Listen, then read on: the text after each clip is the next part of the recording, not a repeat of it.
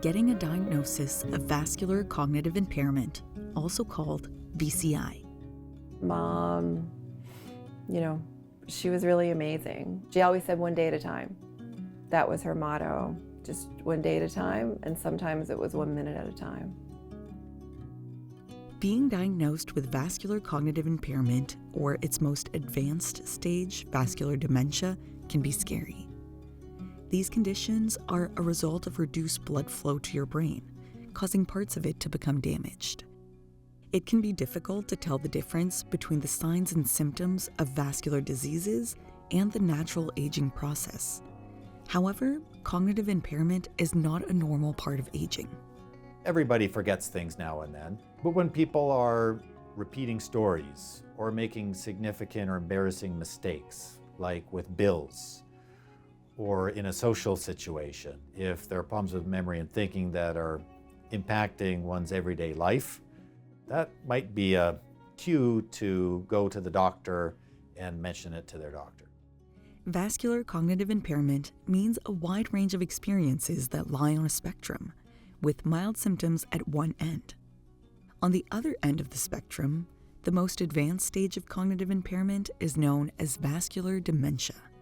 However, for many people, vascular cognitive impairment never progresses to vascular dementia.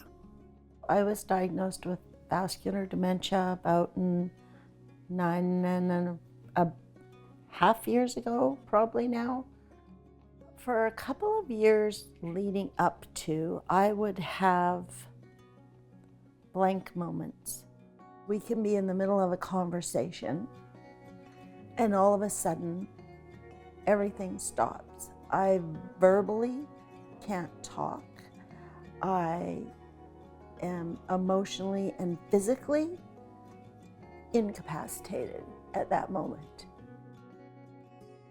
It's important to know that not everyone will be the first to notice the complaints in their own life. It might be others around you. And if everyone around you is telling you that there seems to be something wrong, it's a good idea to listen. I didn't really notice changes in my husband. It was my children who began to notice changes in him, and they kept saying to me, something's the matter with Dad. He's not remembering things. He's saying things that he normally would not say. The diagnosis process can vary significantly from person to person, but usually it includes 3 things: a conversation about your experience, cognitive testing, which can include recall and drawing questions, and brain imaging. The point of the first appointment is really to try and understand what kinds of problems a person is having. The components of the evaluation are understanding the symptoms, doing a cognitive test, understanding how the symptoms affect function, which helps us determine the severity of the symptoms. And then for VCI, the information from the brain scan is often critical to make the diagnosis. With the diagnosis, I felt sort of like a relief. At least I know what it is.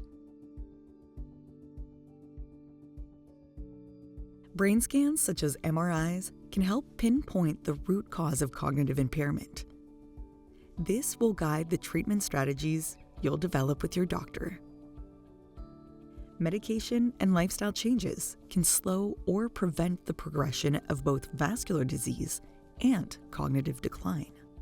I think getting a VCI diagnosis can be hopeful because there are many risk factors that we can look into and modify, and that provides the hope that we can stabilize the disease and prevent or slow down any future worsening. Risk factor is basically something that you have that makes it more likely for you to develop a particular disease. So one of the most important things that we've learned in trying to prevent and reduce the progression of VCI is that it all comes down to controlling your vascular risk factors. And that's really good news because vascular risk factors are also what causes heart disease. So it turns out that what's good for your heart is also good for your brain. Vascular cognitive impairment shares many risk factors with heart disease and stroke.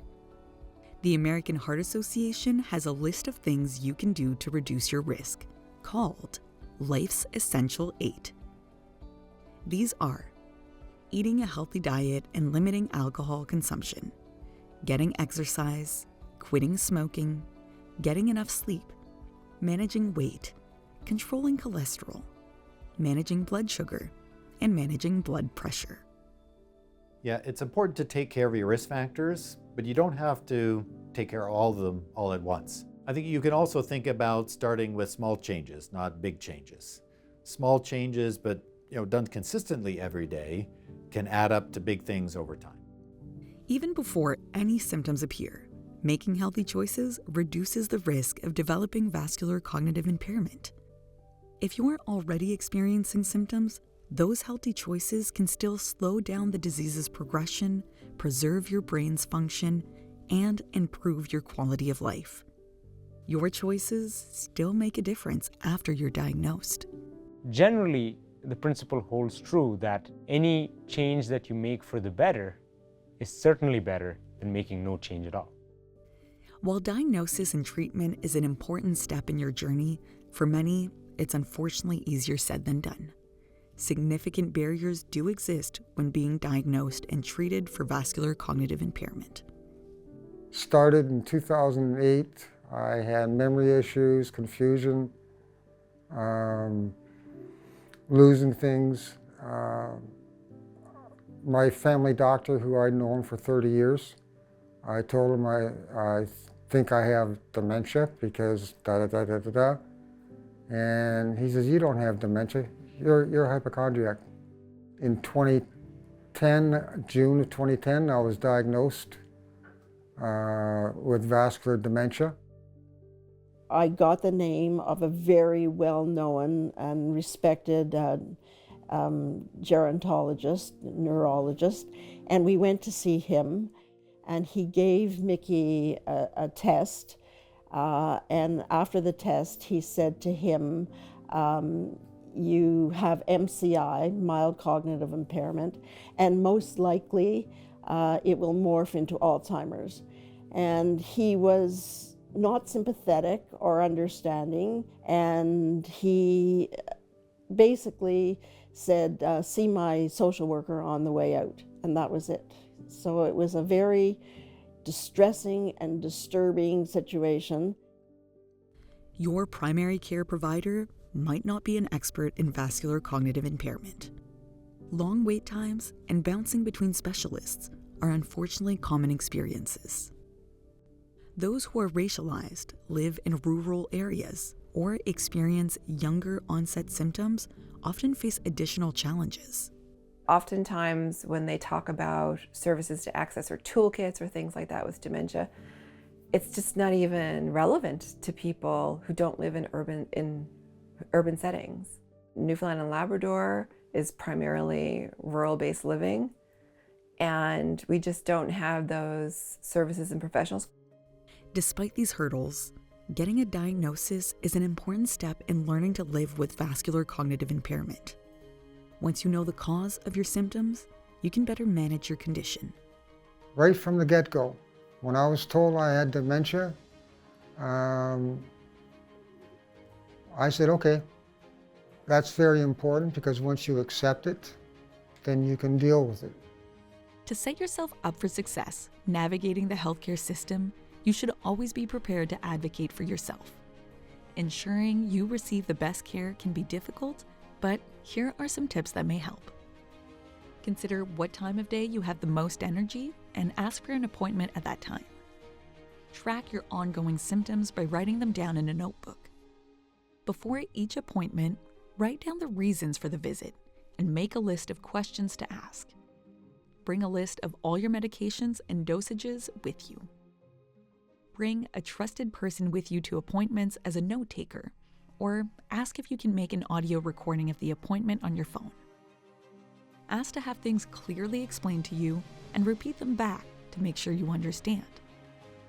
Tell your healthcare provider how you feel about the care they're providing you. Tell them about any pieces you feel are missing. It can be overwhelming to navigate healthcare after a vascular cognitive impairment diagnosis. But remember, you will have treatment and management options. So don't quit on yourself. Don't quit on the people around you, because they're scared and frustrated too. So let's find a way to all have hope, and let's find a way to help each other so that you can thrive, because you can thrive. Being diagnosed with vascular cognitive impairment is a journey with many ups and downs.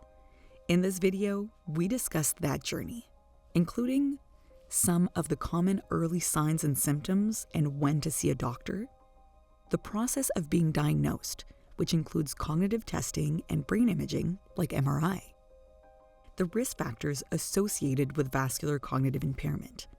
What's good for your heart is good for your mind. Some potential treatments, most of which focus on the underlying vascular condition.